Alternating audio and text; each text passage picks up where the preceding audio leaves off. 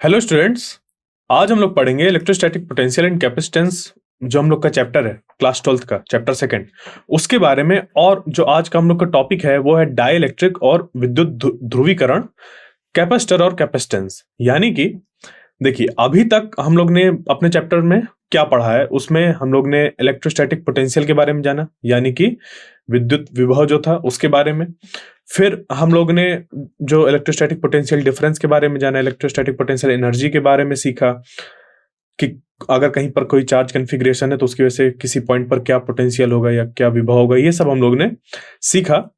फिर उसके बाद हम लोग ने जो कंडक्टर्स थे उनकी प्रॉपर्टी के बारे में जाना कि कंडक्टर्स को अगर इलेक्ट्रिक फील्ड में रखा जाए तो वो किस तरीके की प्रॉपर्टी शो करते हैं। आज जो हम लोग का है पढ़ने का, उस पे डाई इलेक्ट्रिक्स को पुट करना है इलेक्ट्रिक फील्ड में और देखना है कि वो डाई इलेक्ट्रिक्स का बिहेवियर क्या होता है अगर हम उसको इलेक्ट्रिक फील्ड में पुट करते हैं। तो आखिर ये डाई इलेक्ट्रिक होते क्या हैं? क्लियर?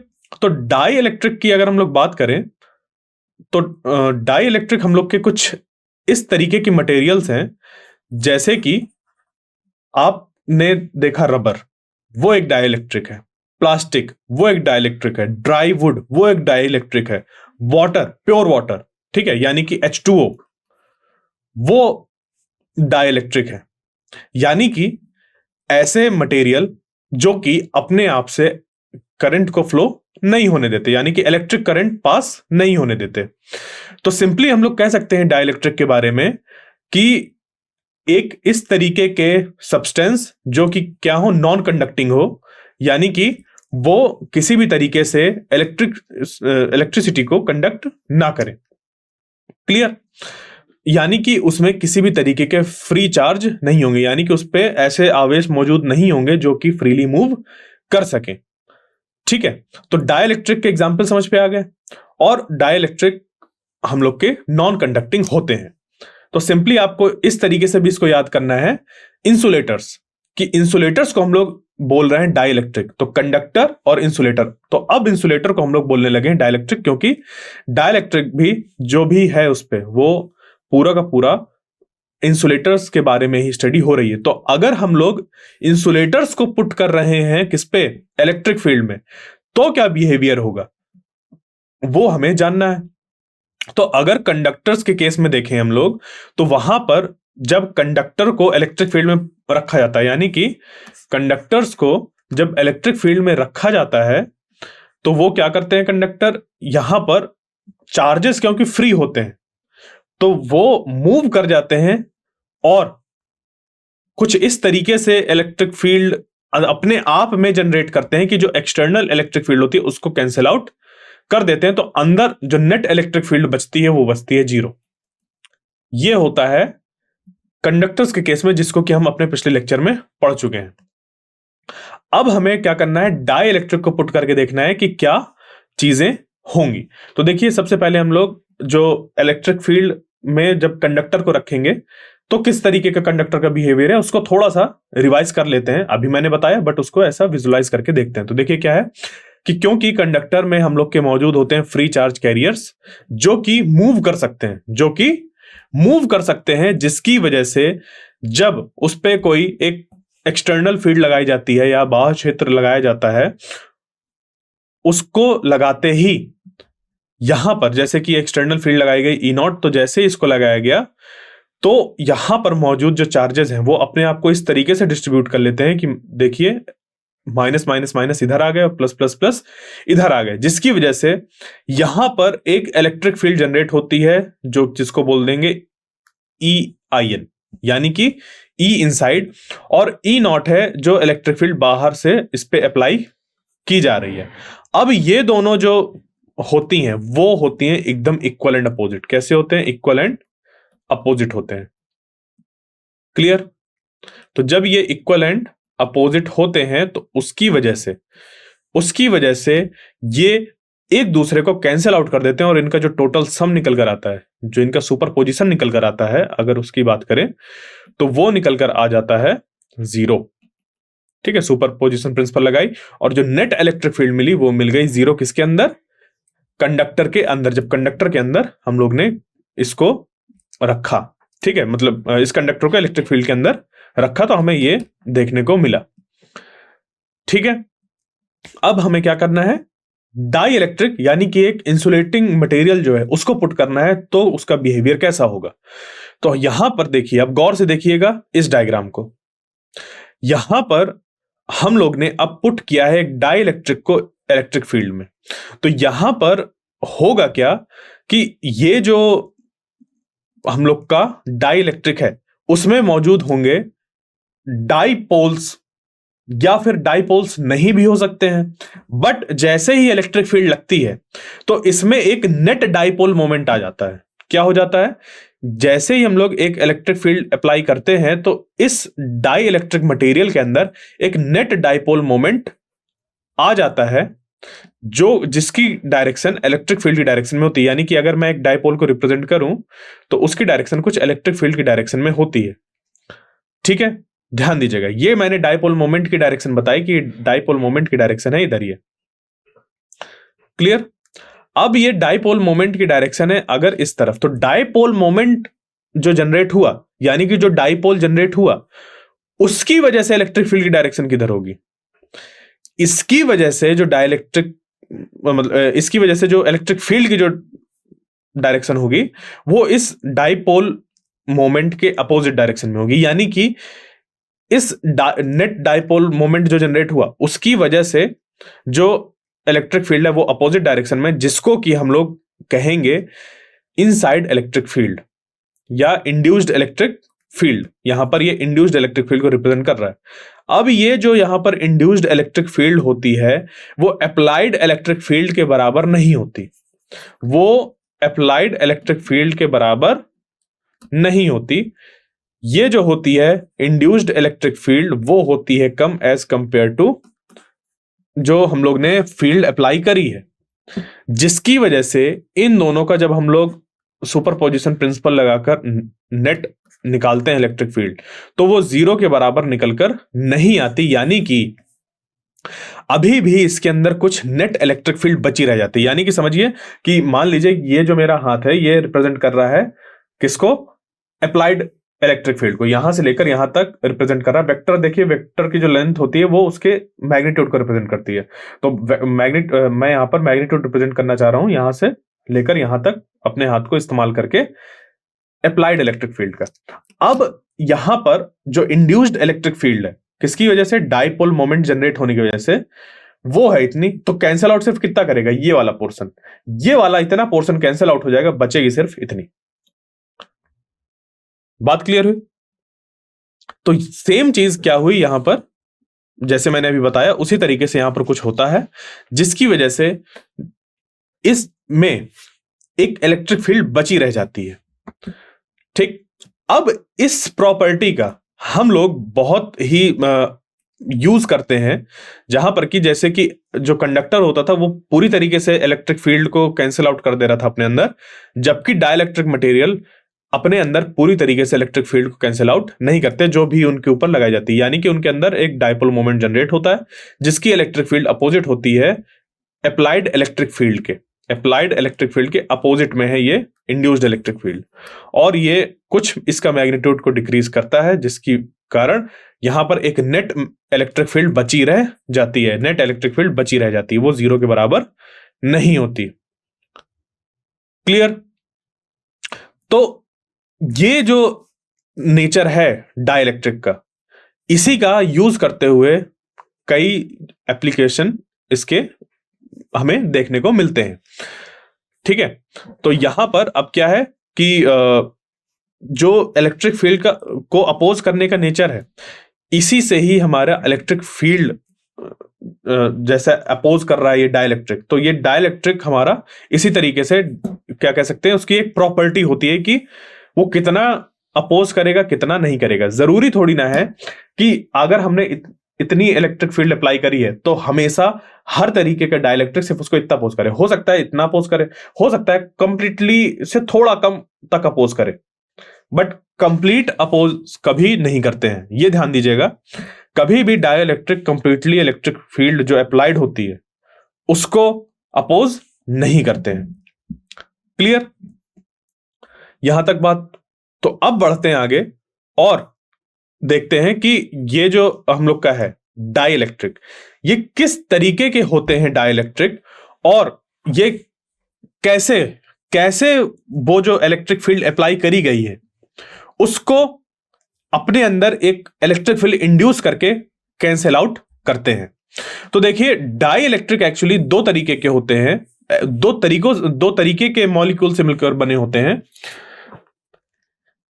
एक नॉन पोलर मॉलिक्यूल्स और दूसरा पोलर मॉलिक्यूल्स। तो डाई इलेक्ट्रिक जो है, ठीक है, डाई इलेक्ट्रिक जो है वो दो तरीके के मॉलिक्यूल से मिलकर बने हो सकते हैं। यानी कि एक, अगर कोई हमारा मटेरियल है जहां पर कि सिर्फ non polar non polar molecules ही हैं सारे, और दूसरा जिसमें कि पोलर मॉलिक्यूल्स ही हैं सारे।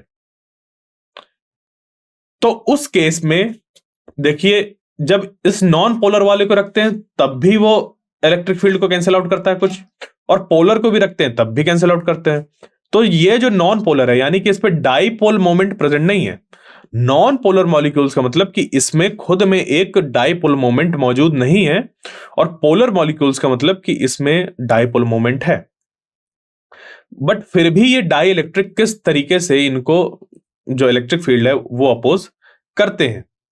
तो इसको समझने के लिए आपको थोड़ा सा ये समझना होगा कि यहां पर जो हम टर्म्स का इस्तेमाल कर रहे हैं आखिर वो कहना क्या चाह रहे हैं। देखिएगा, ध्यान से समझिएगा।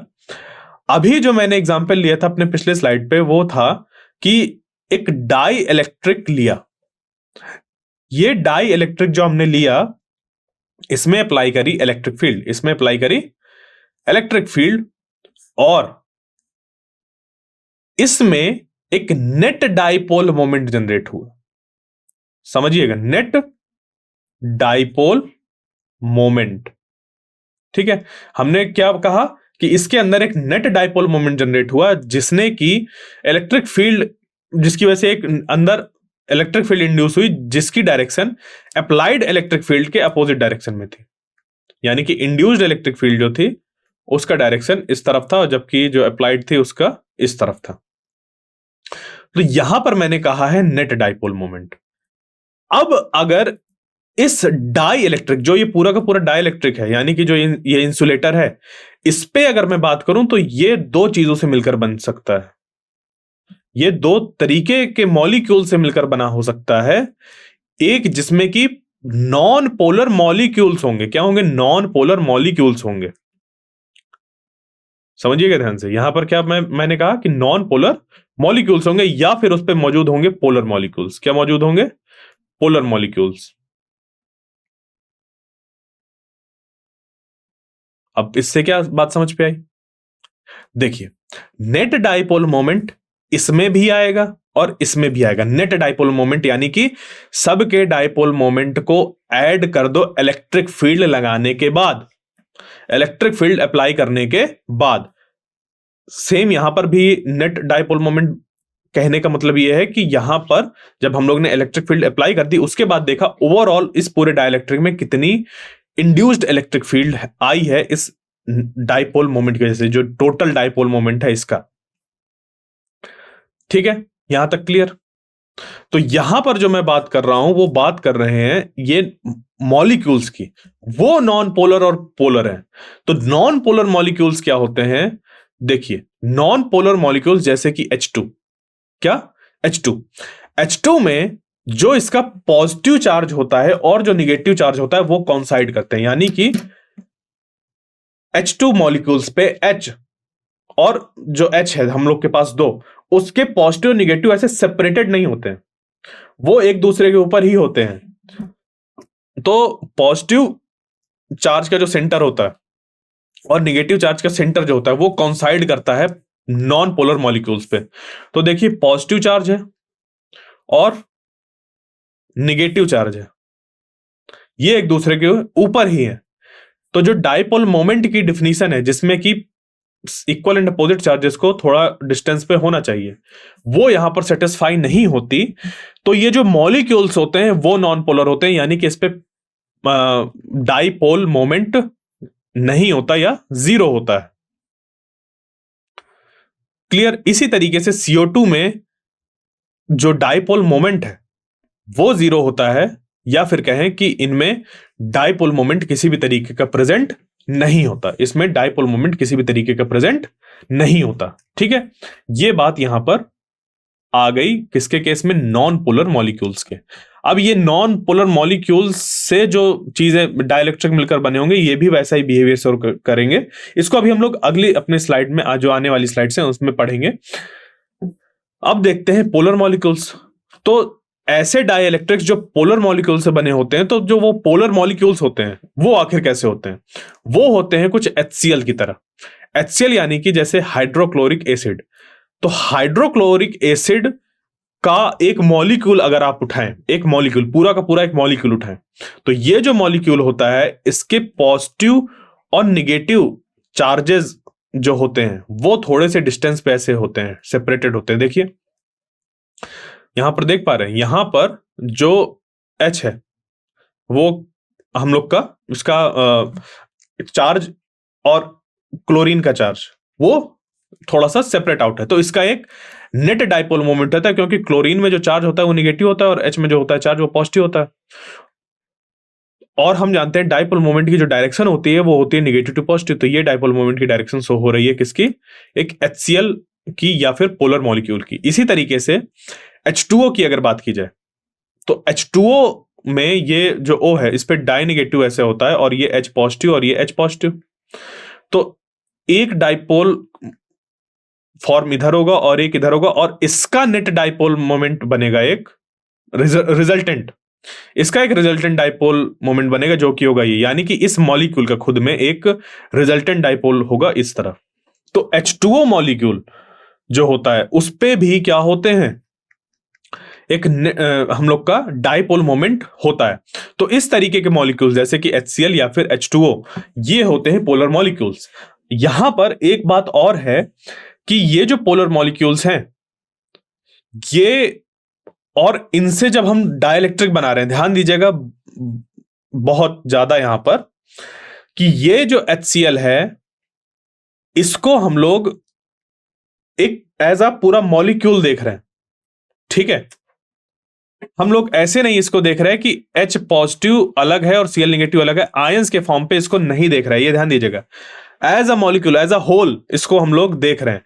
इसी तरीके से H2O, हम लोग प्योर H2O मॉलिक्यूल की बात कर रहे हैं, हम लोग वाटर की बात नहीं कर रहे, H2O मॉलिक्यूल की बात कर रहे हैं। उस पे भी एक नेट डाइपोल मोमेंट होता है। क्लियर? क्योंकि अगर हम लोग देखिए वाटर की बात कर लेंगे और ऊपर से भी हम लोग ड्रिंकिंग वाटर की बात कर लेंगे, तो वो जो वाटर होगा उसमें मौजूद होंगे आयंस, जिसकी वजह से उसकी जो डाई इलेक्ट्रिक स्ट्रेंथ है उसमें फर्क पड़ेगा। तो सिंपली हम लोग बात कर रहे हैं H2O, प्योर डिस्टिल्ड H2O उठाओ, यानी कि उस पे H2O के ही मॉलिक्यूल्स हो। तो जब H2O के मॉलिक्यूल्स होंगे वो अपना एक प्रॉपर डाइलेक्ट्रिक बिहेवियर शो करेगा, यानी कि उससे इलेक्ट्रिसिटी कंडक्ट नहीं होगी। जो H2O होता है उससे इलेक्ट्रिसिटी कंडक्ट नहीं होती है। सेम केस HCl के केस में होता है कि जब आप इस तरीके के फॉर्म पे HCl को लें जहां पर कि उसमें आयंस फॉर्म ना हो, तो उससे भी इलेक्ट्रिसिटी कंडक्ट नहीं होती है।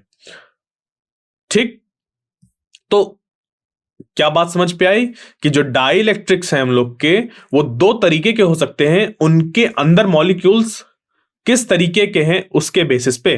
एक मॉलिक्यूल हो सकता है जो कि नॉन पोलर हो, यानी कि उसका खुद का डाइपोल मोमेंट है ही नहीं, इलेक्ट्रिक फील्ड नहीं लगी तो वो उसके अंदर किसी भी तरीके का डाइपोल मोमेंट है ही नहीं। और दूसरा है पोलर मॉलिक्यूल्स कि इसके इसके जो मॉलिक्यूल्स हैं उनका डाइपोल मोमेंट कुछ है, इसके अगर इंडिविजुअल एक एक मॉलिक्यूल को देखो तो उस पे क्या है, डाइपोल मोमेंट मौजूद है। क्लियर? बात समझ पे आई? तो अब क्या होते हैं, अब यही जो यहां पर देखिए एक प्रॉपर डाइपोल मोमेंट मौजूद नहीं था। क्यों नहीं था, थोड़ा सा रिमाइंड करिए। यहां पर डाइपोल मोमेंट इस वजह से नहीं था क्योंकि चार्जेस के बीच में कोई सेपरेशन नहीं था। तो अगर किसी तरीके से इनके चार्जेस में सेपरेशन ला दिया जाए तो इनमें पोल्स फॉर्म होने की चांसेस है, यानी कि डाइपोल फॉर्म होने के चांसेस हैं। बात समझ पे आई? Non polar molecules non polar molecules पे पॉजिटिव चार्ज है, नेगेटिव चार्ज है, बट वो एक के ऊपर एक ऐसे रखा हुआ कॉन्साइड कर रहा है, दोनों के जो चार्ज के सेंटर हैं वो कॉन्साइड कर रहे हैं। तो जब दोनों के चार्ज के सेंटर्स कॉन्साइड कर रहे हैं तो डाइपोल मोमेंट बनने में वो जो एक के ऊपर एक कॉन्साइड कर रहे हैं, बस उसी की वजह से नहीं बन पा रहा है डाइपोल। क्यों? क्योंकि दो इक्वल एंड अपोजिट चार्जेस को थोड़ा सेपरेट आउट होना चाहिए।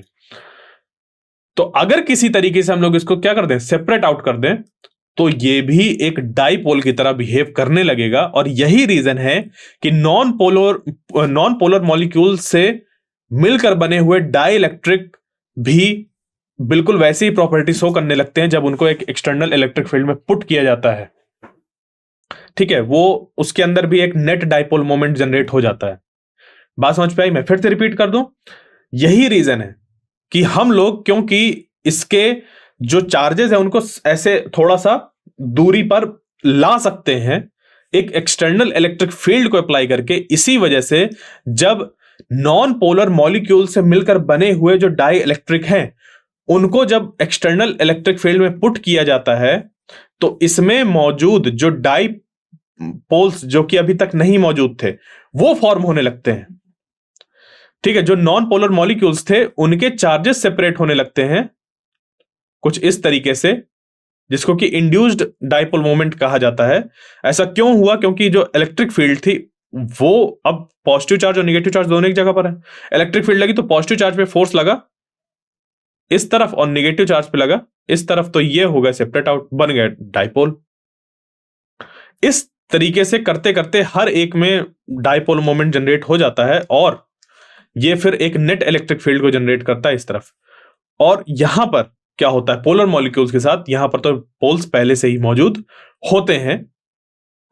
तो चीजें कैसे होती हैं अब समझ पे आ गया होगा। अब इसको क्या करते हैं, एक एक करके इस तरह के जो डाइइलेक्ट्रिक्स होते हैं उनका बिहेवियर देखते हैं इलेक्ट्रिक फील्ड में पुट करने के बाद, और फिर हम लोग जो पोलर मॉलिक्यूल से मिलकर बने हुए डाइइलेक्ट्रिक उनको इलेक्ट्रिक फील्ड में पुट करके देखेंगे कि किस तरीके से वो बिहेव करते हैं। तो देखिए हम लोग ने क्या किया, नॉन पोलर मॉलिक्यूल्स को पुट किया किस पे, एक्सटर्नल फील्ड में। तो जब एक्सटर्नल इलेक्ट्रिक फील्ड लगाई गई, जब बाह्य विद्युत क्षेत्र में एक गैर ध्रुवीय अणु वाले जो डाइइलेक्ट्रिक थे उनको प्लेस किया गया, तो क्या हुआ देखिए, जब इलेक्ट्रिक फील्ड नहीं लगी थी, जब इलेक्ट्रिक फील्ड नहीं लगी थी तो जो पॉजिटिव और नेगेटिव चार्जेस थे वो ऐसे कॉन्साइड कर रहे थे। वो क्या कर रहे थे, कॉन्साइड कर रहे थे। ठीक है, और जैसे ही इलेक्ट्रिक फील्ड लगाई गई, जैसे ही इलेक्ट्रिक फील्ड लगाई गई, यहां पर ये नेगेटिव और पॉजिटिव चार्ज सेपरेट आउट हो गए। यानी कि यहां पर जो इलेक्ट्रिक फील्ड लगी वो लगी है इस डायरेक्शन में, वो लगी है इस डायरेक्शन में, जिसकी वजह से पॉजिटिव चार्ज पे फोर्स इधर लगा, नेगेटिव में इधर लगा और ये सेपरेट आउट ऐसे हो गए। क्लियर? जिसके कारण कि इसके अंदर एक इंड्यूस्ड डाइपोल मोमेंट आ जाएगा। क्या आ जाएगा? एक इंड्यूस्ड डाइपोल मोमेंट आ जाएगा। ठीक है, तो ये जो डाई इलेक्ट्रिक है अब इसको कहा जाएगा कि ये पोलराइज हो गया। क्या हो गया? पोलराइज हो गया। किसकी वजह से? एक्सटर्नल फील्ड की वजह से। क्लियर? यहां तक कोई प्रॉब्लम? अब देखिए इस पे कि ये जो हम लोग के नॉन पोलर मॉलिक्यूल से मिलकर जो डाइइलेक्ट्रिक बने हुए थे, इनकी जो डाइपोल बनने की क्षमता होती है, यानी कि पोलराइजेशन होने की जो क्षमता होती है, यहां से यहां तक का सफर, यानी कि जब इलेक्ट्रिक फील्ड जीरो थी, किसी भी तरीके का इसके अंदर डाइपोल्स मौजूद नहीं थे, और जब इलेक्ट्रिक फील्ड लगी एक्सटर्नल तो इस पे बन गए क्या, डाइपोल जनरेट हो गए। तो यहां से यहां तक का सफर कहलाता है पोलराइजेशन। क्या कहलाता है? पोलराइजेशन।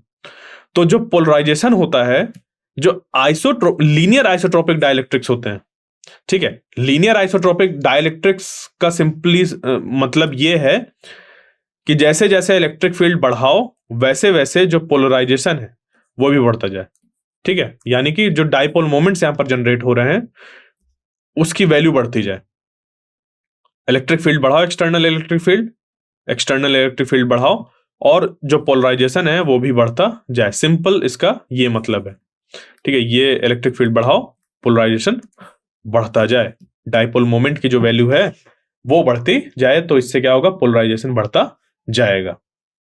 और लीनियर आइसोट्रोपिक डाइलेक्ट्रिक का मतलब कि यहां पर लीनियर रिलेशन है ऐसा इसका, या फिर कह लीजिए कि डायरेक्टली प्रोपोर्शनल है।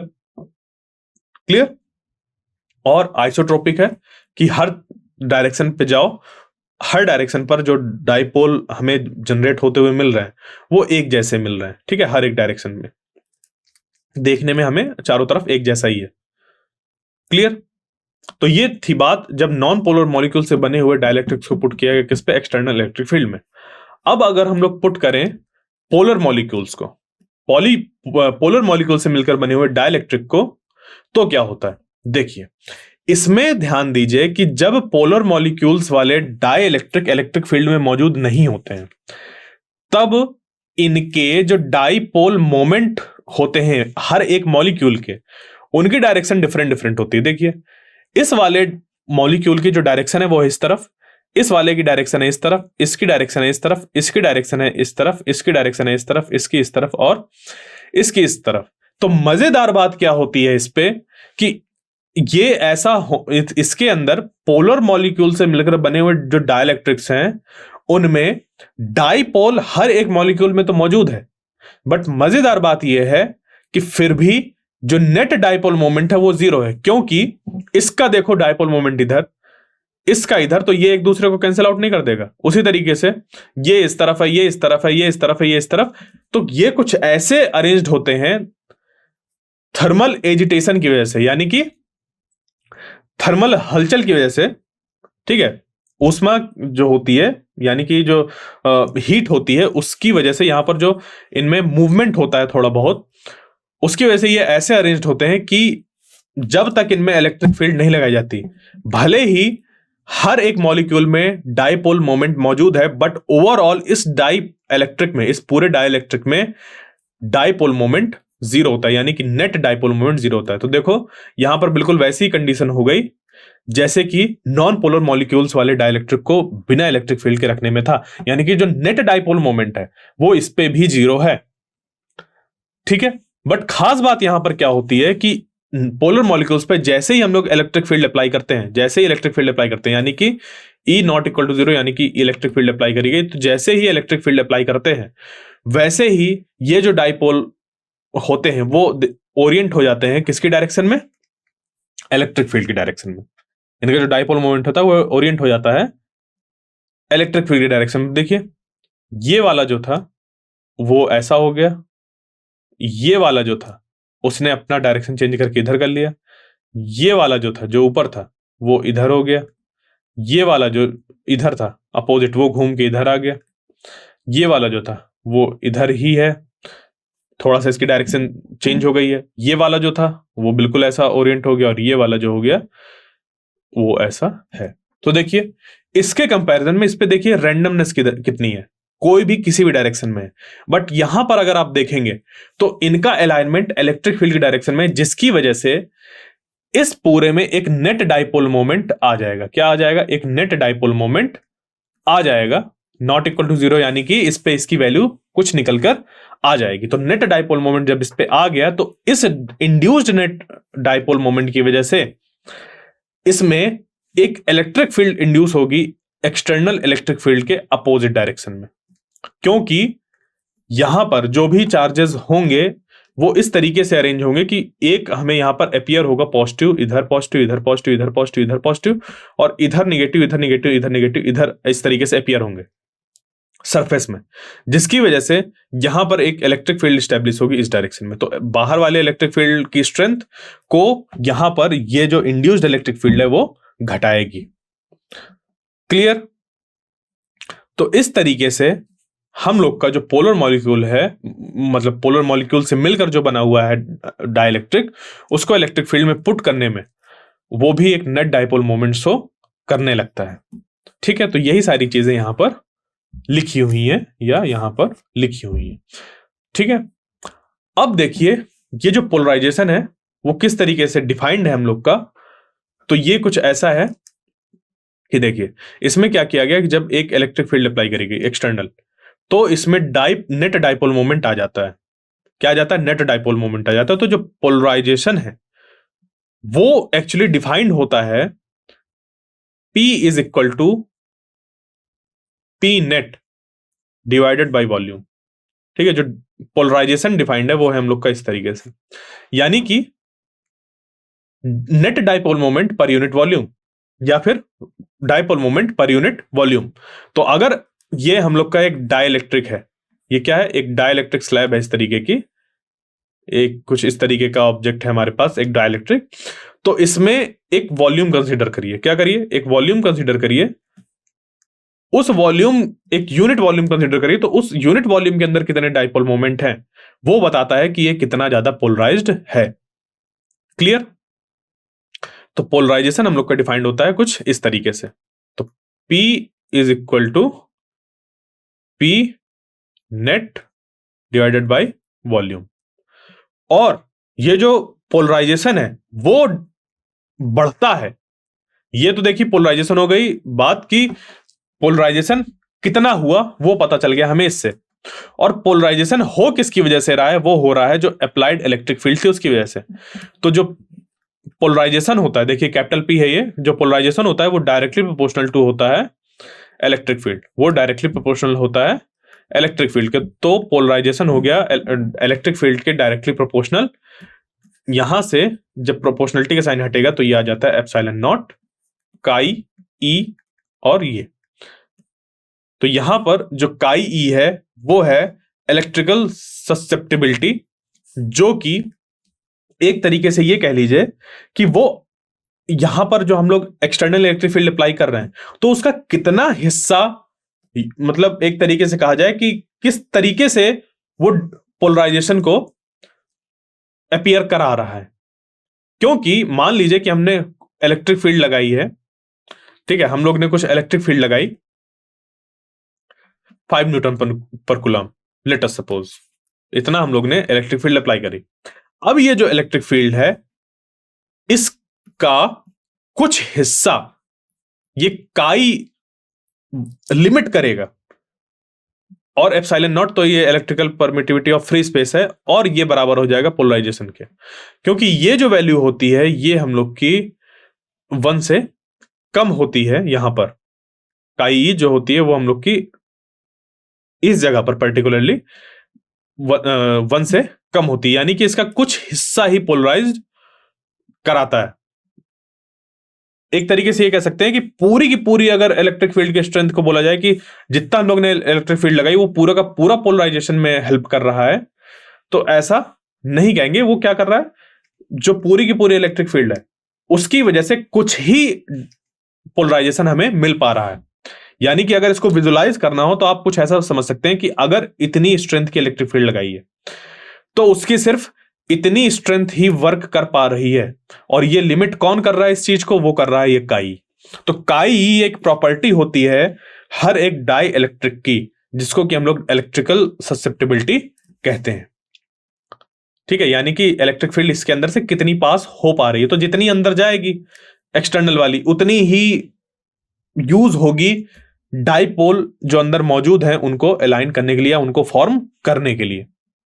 ठीक है, फिर यहां से एक यहां इस सरफेस में, इस सरफेस पे, इस तरफ वाली सरफेस पे, ये वाली सरफेस पे एक सरफेस चार्ज डेंसिटी आ जाती है सिग्मा P, और इधर वाली जो सरफेस है उस सरफेस में आ जाती है माइनस सिग्मा P। क्यों आ रही है, देखिए यहां पर सब ऐसे डाइपोल मोमेंट अलाइन हो गए। ये इधर पॉजिटिव है, negative, positive negative, positive negative, positive negative. अब इसके बाद पॉजिटिव नहीं है और इसके आगे नेगेटिव नहीं है। तो यहां से अगर हम लोग देखें तो देखो ये और ये कैंसिल आउट हो रहा है। इनका जो इफेक्ट है, मतलब प्लस माइनस कैंसिल आउट हो रहे हैं, ये प्लस माइनस कैंसिल आउट हो रहे हैं, ये प्लस माइनस कैंसिल आउट हो रहा है, बच रहा है ये इधर वाला और इधर वाला।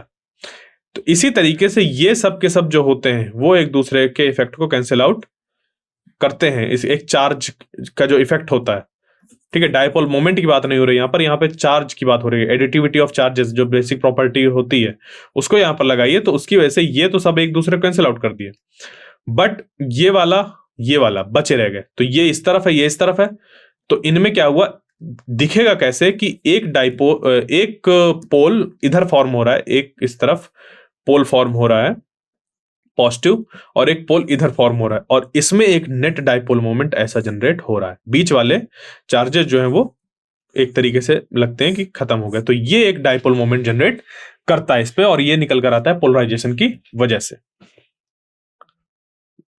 ठीक है, तो यहां पर क्या हुआ कि दो तरीके की हमें ये मिल गई, एक तो पॉजिटिव और दूसरी निगेटिव, जिनको कि हम लोग सरफेस चार्ज डेंसिटी कहते हैं। तो पोलराइज्ड जो होता है डाइलेक्ट्रिक, वो क्या करता है, दो सरफेस चार्ज डेंसिटी को इंड्यूस करता है, एक इस सरफेस पे और एक इस सरफेस पे। क्लियर। अब क्योंकि यहां पर एक इधर सरफेस चार्ज डेंसिटी क्रिएट हो गई है, अगर ऐसे देखें तो हम कह सकते हैं कि इधर सरफेस चार्ज डेंसिटी क्रिएट होगी। देखो नेट डाइपोल मोमेंट तो इसको और इसको देखकर हमें पता चल गया, बट अगर सरफेस चार्ज डेंसिटी की बात करी जाए तो सरफेस चार्ज डेंसिटी इसको और इसको देख के समझ पे आ जाएगा।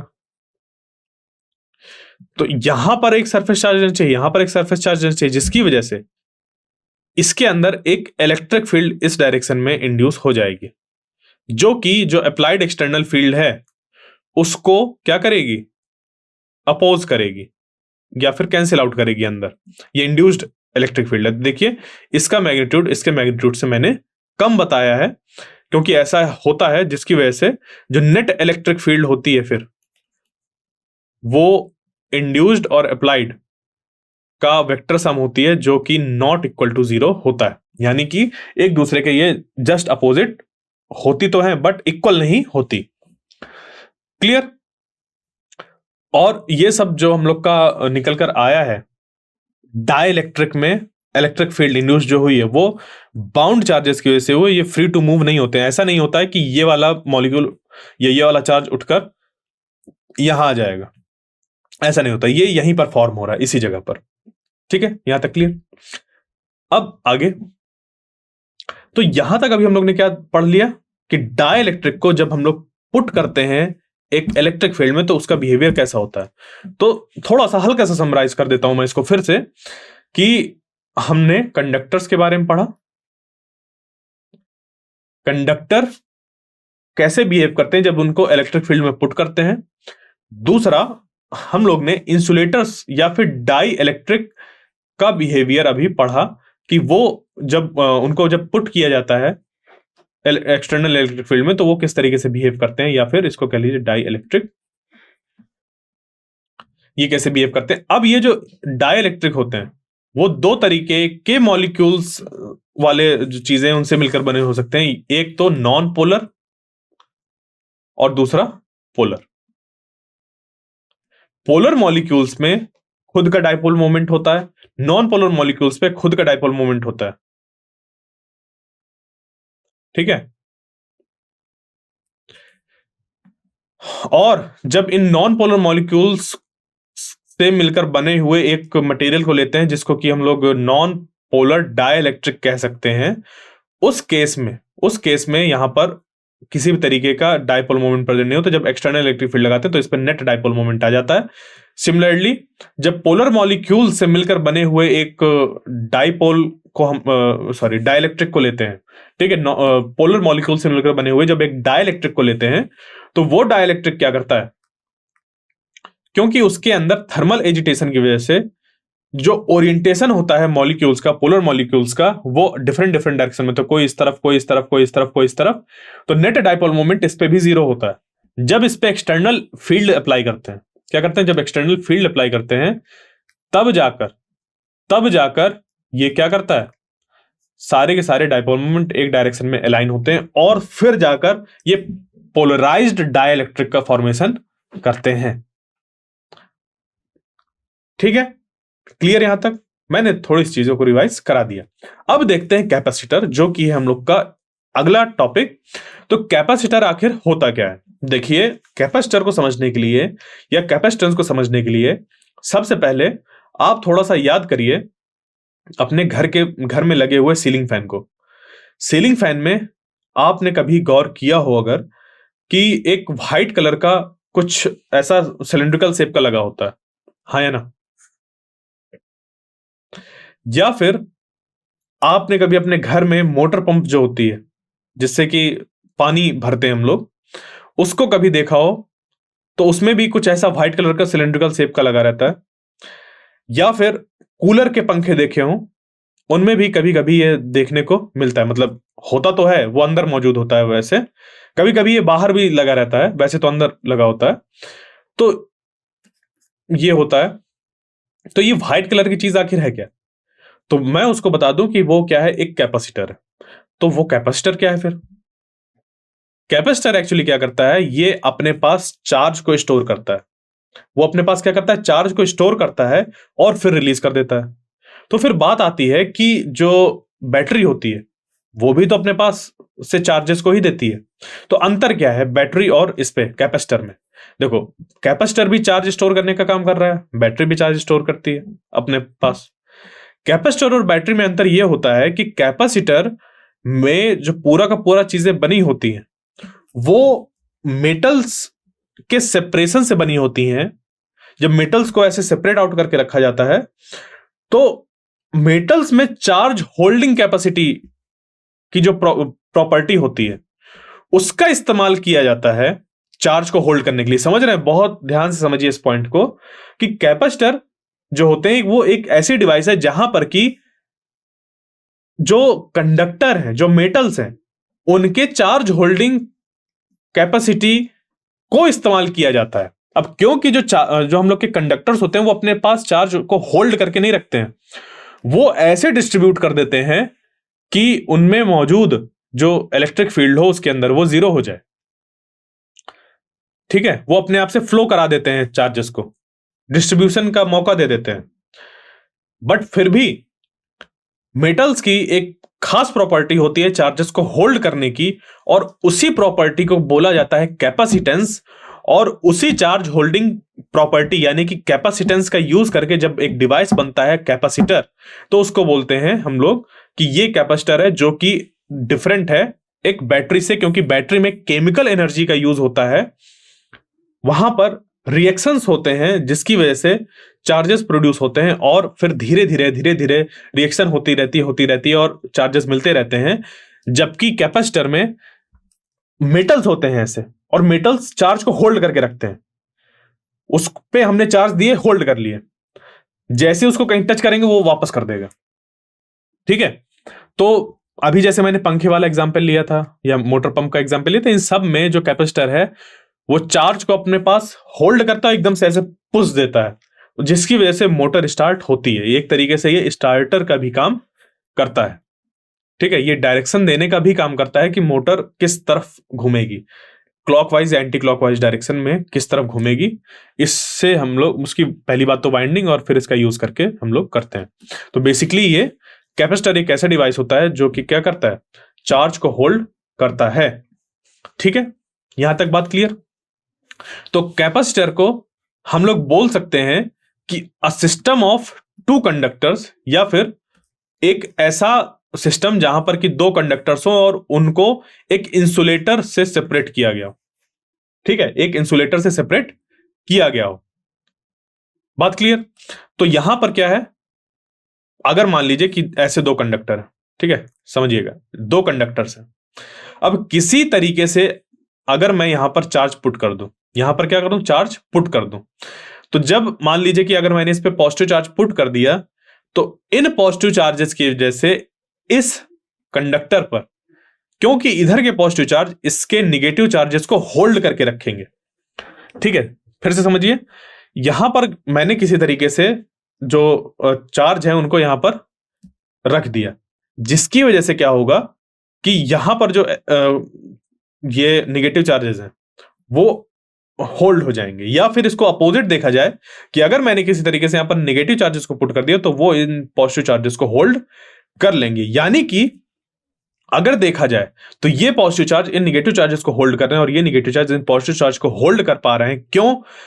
क्योंकि इनके बीच में है एक सेपरेशन। क्या है? एक सेपरेशन मौजूद है इन मेटल्स के बीच में, इन कंडक्टर्स के बीच में। ये आपस में जुड़े हुए नहीं है। यही रीजन है कि ये इधर से उधर जाने की कोशिश कर रहे हैं, बट क्योंकि इनके बीच में एक सेपरेशन है, एक डाइलेक्ट्रिक मीडियम मौजूद है। क्या मौजूद है? डाइलेक्ट्रिक मीडियम या इंसुलेटर मौजूद है। जिसकी वजह से ये इधर से उधर नहीं जा पा रहा है। अब बात आती है कि यहां पर कौन सा डाइलेक्ट्रिक मीडियम मौजूद है इन दोनों के बीच में, तो वो डाइलेक्ट्रिक मीडियम है एयर। देखिए एयर से क्या इलेक्ट्रिसिटी कंडक्ट होती है? नहीं होती। अगर होती तो हम कमरे में बैठे होते और हमें इलेक्ट्रिक शॉक लगता रहता।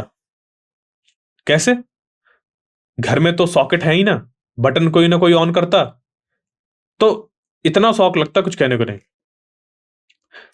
क्लियर? तो जो एयर है वो है इंसुलेटर, और एयर इंसुलेटर है तो यहां पर अगर एक कंडक्टर रखा, दूसरा कंडक्टर रखा, और इसको किसी तरीके से मान लीजिए कि हमने ऐसे बैटरी लगा दी, जिसकी वजह से यहां पर ये आ गया मान लीजिए V1 पोटेंशियल पर, और ये आ गया V2 पोटेंशियल पर, और इनका जो पोटेंशियल डिफरेंस है वो है V।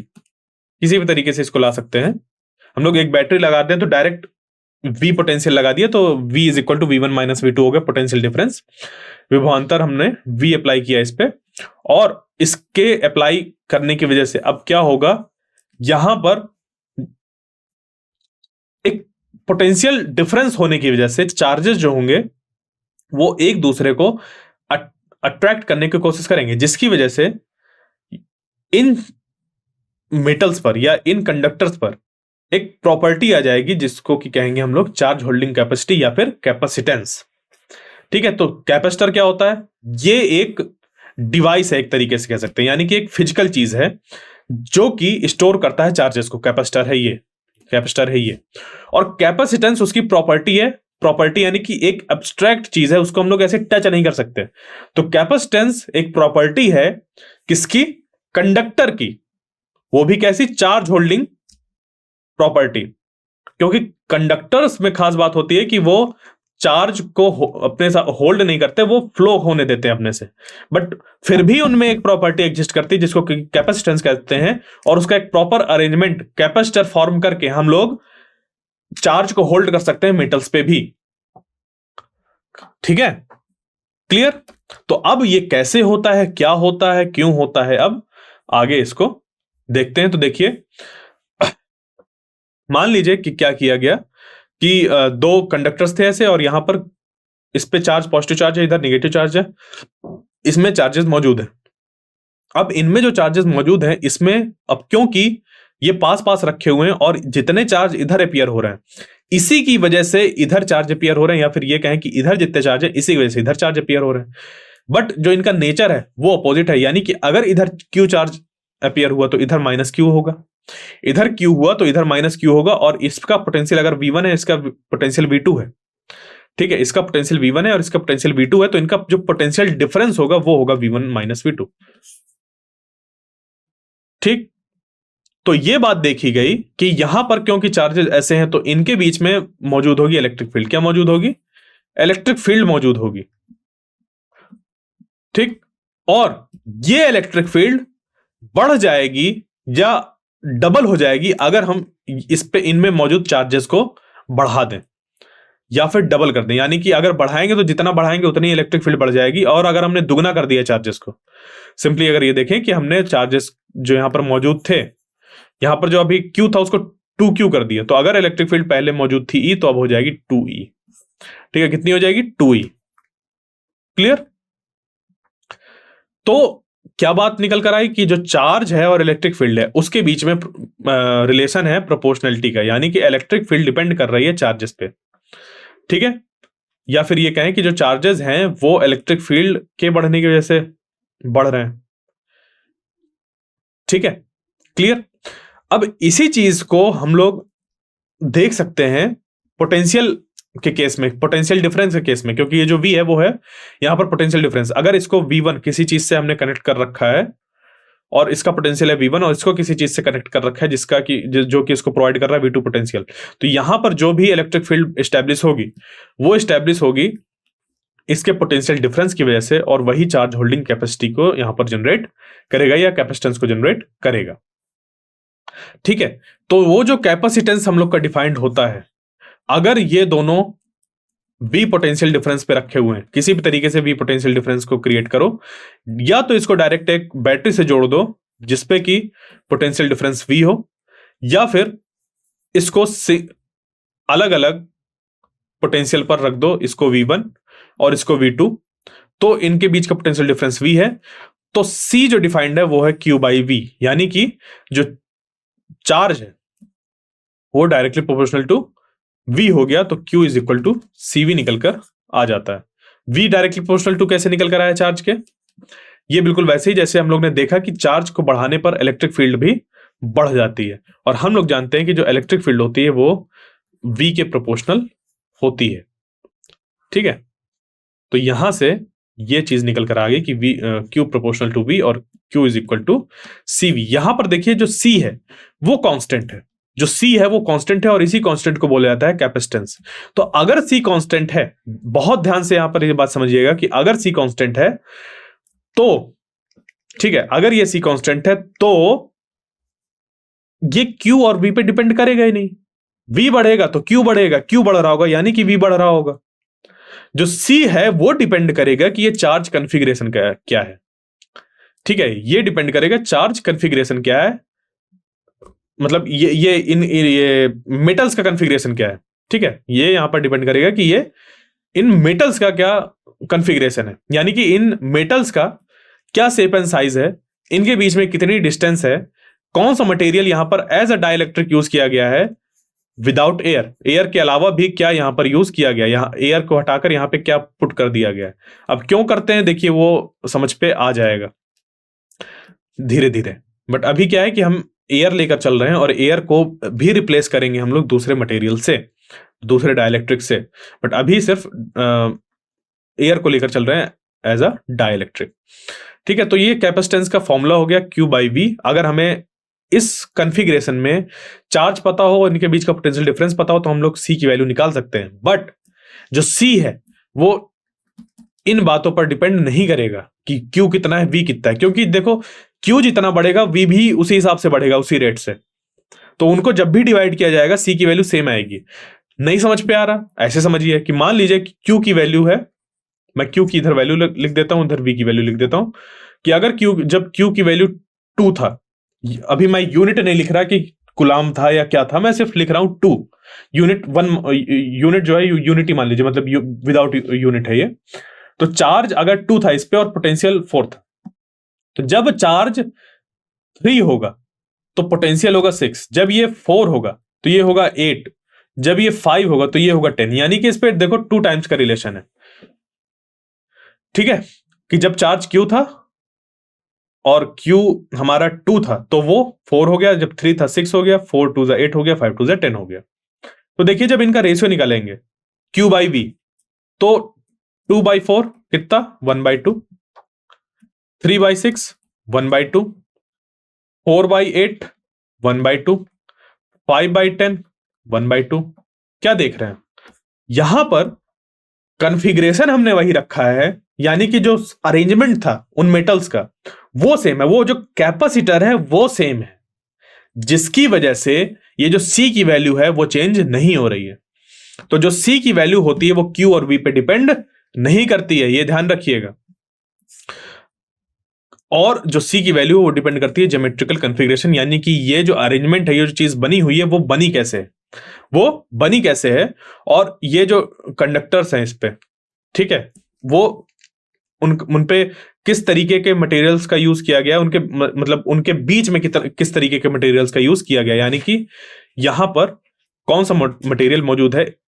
जैसे अभी तो एयर ले रहे हैं, एयर के अलावा हम दूसरे डाइलेक्ट्रिक्स को यूज कर सकते हैं। तो मेन जो रीजन था डाइलेक्ट्रिक के बारे में पढ़ने का, कि डाइलेक्ट्रिक को जब इलेक्ट्रिक फील्ड में प्लेस करेंगे तो कैसा बिहेवियर शो करेगा, वो इसी के लिए था, क्योंकि देखो यहां पर इलेक्ट्रिक फील्ड प्रोड्यूस होती है, बनती है, फॉर्म होती है, और क्योंकि इलेक्ट्रिक फील्ड एक बहुत हमारा एक इस तरीके का अपना वैल्यू को रीच कर जाता है, जिसकी वजह से यहां पर जो एयर होती है उसमें भी स्पार्क देखने को मिलता है। तो आखिर ये है क्या, ये चीज क्या है? तो देखिए आप गौर करिए और ध्यान दीजिए, जब आप घर के अपने स्विचेस वगैरह बंद करते हैं या ओपन करते हैं या कभी कहीं पर प्लग लगा रहे होते तो उनमें स्पार्क देखने को मिलता है। वैसे तो एयर में इलेक्ट्रिसिटी कंडक्ट नहीं होती है, वैसे तो एयर में इलेक्ट्रिसिटी कंडक्ट नहीं होती है, बट एक खास बात होती है कि जब एक पर्टिकुलर इलेक्ट्रिक फील्ड की वैल्यू रीच हो जाती है एयर में, तो उस केस में एयर भी अपने से चार्जेस को डिस्चार्ज होने देती है और वहां पर एक स्पार्क देखने को मिलता है। ठीक है, तो इसको अब हम लोग अभी नेक्स्ट स्लाइड में पढ़ेंगे इस प्रॉपर्टी को, वो कंटिन्यूएशन के लिए बता दिया था, बट अब क्योंकि अभी मैंने हम लोग ने यहां पर पढ़ा है कैपेसिटेंस के बारे में, तो हमें यूनिट ऑफ कैपेसिटेंस भी जानना जरूरी है कि कैपेसिटेंस मेजर किस यूनिट पे करते हैं। तो देखिए, जो एसआई यूनिट है कैपेसिटेंस की वो है फेराड, और एक फेराड जो होता है वो हम लोग का बराबर होता है 1 कूलम पर वोल्ट। देखिए, ये सी कैपेसिटेंस वाला सी नहीं है, जो सी है ये कैपेसिटेंस, वो होता है क्यू बाई वी। क्यू यानी कि चार्ज, और चार्ज की जो यूनिट होती है वो होती है कूलम्ब। क्या होता है? कूलम्ब। ठीक है, और जो वी होता है इसका हम लोग वी ही लेके अगर चले, वोल्ट जैसे बोलते हैं, तो ये हो गया वी। यानी कि जो कैपेसिटेंस है इसकी जो यूनिट हो गई, ठीक है, unit of capacitance, unit of capacitance बन गई, इसको चार्ज की यूनिट डिवाइडेड बाय वोल्टेज, तो यहां पर हो गया ये कूलॉम और नीचे वोल्ट। ठीक है, यानी कि सी बाई वी, इसी को लिख दिया गया सी वी इनवर्स 1 फैराड। अब ये जो 1 फैराड होती है ये एक्चुअली बहुत हाई वैल्यू होती है। 1 फैराड, 1 फैराड का कैपेसिटर बनाने के लिए हमें एक 30 किलोमीटर लंबी और चौड़ी पैरेलल प्लेट्स की जरूरत होगी, जो कि 1 सेंटीमीटर डिस्टेंस पे रखी हो। समझ रहे हैं? 30 किलोमीटर लंबी चौड़ी प्लेट्स लीजिए, मेटल्स की प्लेट लीजिए और उनको 1 सेंटीमीटर अपार्ट रखिए। क्या कर पाएंगे? ऐसा नहीं कर पाएंगे। तो 1 फैराड जो होती है कैपेसिटेंस की वैल्यू वो बहुत ज्यादा होती है। तो इसकी छोटी यूनिट्स को यूज करते हैं, माइक्रो फैराड, नैनो फैराड या पिको फैराड। सबसे ज्यादा जो देखने को मिलता है वो पिको फैराड और नैनो फैराड देखने को मिलते हैं। तो आखिर ये है क्या माइक्रो, नैनो और पिको? तो माइक्रो फैराड, देखिए फैराड तो यूनिट हो गई और माइक्रो उसका मल्टीप्लायर है। मल्टीप्लायर यानी कि माइक्रो जो होता है वो होता है 10⁻⁶। तो 10⁻⁶ फैराड को लिखा जाएगा माइक्रो फैराड। नैनो फैराड यानी कि 10⁻⁹ को ऐसे लिखा जाएगा, और पिको फैराड को लिखा जाएगा 10⁻12 फैराड। क्लियर? तो ये सारे क्या हो गए हम लोग के यूनिट ऑफ कैपेसिटेंस। तो अब वापस चलते हैं उसी बात पे जहां पर की ये बात हो रही थी कि जो हम लोग का कैपेसिटर है वो क्या करता है? चार्ज को होल्ड करता है, और यहां पर एक इलेक्ट्रिक फील्ड जनरेट होगी। और खास बात यह होती है एयर के साथ कि एयर की अपनी एक लिमिट होती है इलेक्ट्रिक फील्ड को विदस्टैंड करने की। अगर उस लिमिट से ज्यादा हुई इलेक्ट्रिक फील्ड तो वहां पर हमें डिस्चार्ज देखने को मिलेगा, और उसी डिस्चार्ज की वजह से, उसी फेनोमेना की वजह से ही इलेक्ट्रिक स्पार्क देखने को मिलते हैं। ठीक है, बात समझ पे आई? तो अब क्योंकि हमें जरूरत होती है हाई कैपेसिटेंस की बहुत जगह पर, तो जब हम लोग हाई कैपेसिटेंस वाला यहां पर बनाने की कोशिश करते हैं, मतलब सी की वैल्यू बढ़ाने की कोशिश करते हैं जब हम लोग, ठीक है, तो वहां पर हम लोग का जो V है और या फिर कह लीजिए चार्ज है वो भी बढ़ाने की कोशिश बढ़ाते हैं। तो जब हम लोग यहां पर चार्ज बढ़ाते हैं तो उस केस में इलेक्ट्रिक फील्ड की वैल्यू भी बहुत ज्यादा बढ़ती है, जिस पे कि एक ये अपनी एक लिमिट होती है इसकी, जिसके बाद यहां पर होने लगता है स्पार्क, और जो भी यहां पर चार्जेस होते हैं वो डिस्चार्ज हो चुके होते हैं। यानी कि एक लिमिट रीच कर जाता है जिसके बाद इसको फर्दर चार्ज नहीं किया जा सकता। किसकी वजह से? लीकेज की वजह से। ठीक है, तो इससे बचाने के लिए यहां पर क्या किया जाता है? एयर को हटाकर यहां पर कोई दूसरा मटेरियल इंसर्ट कराते हैं। ठीक है, जिसको कि क्या बोलते हैं? डाई इलेक्ट्रिक बोलते हैं। और वो डाइलेक्ट्रिक हम लोग का देखिए, एयर की भी डाइलेक्ट्रिक स्ट्रेंथ होती है, बट जब हम दूसरे मटेरियल्स का यूज करते हैं तो उनकी डाइलेक्ट्रिक स्ट्रेंथ क्या होती है? एयर के कंपैरिजन में ज्यादा होती है। वो क्या होता है, क्या इफेक्ट आता है, वो हम लोग अपने नेक्स्ट लेक्चर में पढ़ेंगे। बट आज क्या हमें समझना है कि एक लिमिट रीच हो रही थी, चार्जेस को देखो होल्ड करने की एक लिमिट रीच हो रही थी। यानी कि अगर कैपेसिटी जो थी, जब यहां पर एयर मौजूद थी, उस एयर के मौजूद होने पर जो यहां पर चार्ज होल्डिंग कैपेसिटी थी वो थी इतनी, अब हमें और चार्ज जैसे ही रखते थे इस पे तो ये गिर जाता था, वैसे ही चार्ज गिर जाते थे, यानी गिरने का मतलब वहां पर स्पार्क हो जाता था इलेक्ट्रिक फील्ड बहुत ज्यादा होने की वजह से। और वो इलेक्ट्रिक फील्ड कितनी, जब 3 × 10⁻⁶ वोल्ट पर मीटर को रीच कर जाती है इलेक्ट्रिक फील्ड की स्ट्रेंथ, इस स्ट्रेंथ के पहुंचते ही यहां पर जो भी चार्जेस मौजूद होते हैं वो डिस्चार्ज हो जाते हैं थ्रू द एयर, एयर के थ्रू डिस्चार्ज होते हैं, और इस चीज को क्या कहते हैं, डाइलेक्ट्रिक स्ट्रेंथ कहते हैं। तो अब हमें चार्ज इससे और ज्यादा होल्ड करने हैं इसी कॉन्फ़िगरेशन में। तो यहां पर हम लोग क्या करते हैं, एक और चीज का एडिशन कर देते हैं, लगा देते हैं डाइलेक्ट्रिक। क्या लगा देते हैं, डाइलेक्ट्रिक। मतलब ऐसा कुछ समझिए कि हमने डाइलेक्ट्रिक लगा दिया, एक कोई ऐसा अरेंजमेंट कि अब यहां से अगर चार्जेस स्लिप करेंगे तो वहां पर वो उसको स्टोर कर लेगा, या फिर इसके ऊपर हमने कोई एक चीज एक्स्ट्रा लगा दी जिसपे कि और हम चार्जेस को रख सकें, कुछ विजुअलाइजेशन के लिए, कुछ ऐसा हम समझ सकते हैं इसको। तो यहां पर सिंपली क्या करते हैं, जब यहां पर रख देते हैं एक डाई इलेक्ट्रिक प्लेस कर देते हैं अदर देन एयर, तो वो करता क्या है कि ये जो यहां पर इलेक्ट्रिक फील्ड मौजूद होती है उसकी वैल्यू को डिक्रीज कर देता है उतने चार्ज होने के बावजूद। तो कैसे होता है, क्या होता है, वो हम लोग अपने नेक्स्ट लेक्चर में पढ़ेंगे। और जैसे मैंने अभी शुरुआत में बताया था, एप्लीकेशन लेकर ही मैंने बताया था कैपेसिटर के, वहीं से चालू किया था। तो इसको फिर से बता देते हैं कि कैपेसिटर जो है वो चार्ज को स्टोर करने का काम करता है। और ये बहुत ढेर सारे एसी सर्किट यानी ये वाला एसी की बात नहीं हो रही, एयर कंडीशनर वाली एसी, मतलब कि अल्टरनेटिंग करंट, जिसको कि हम लोग क्लास 12 के चैप्टर जो हम लोग का अल्टरनेटिंग करंट वाला है उसमें पढ़ेंगे।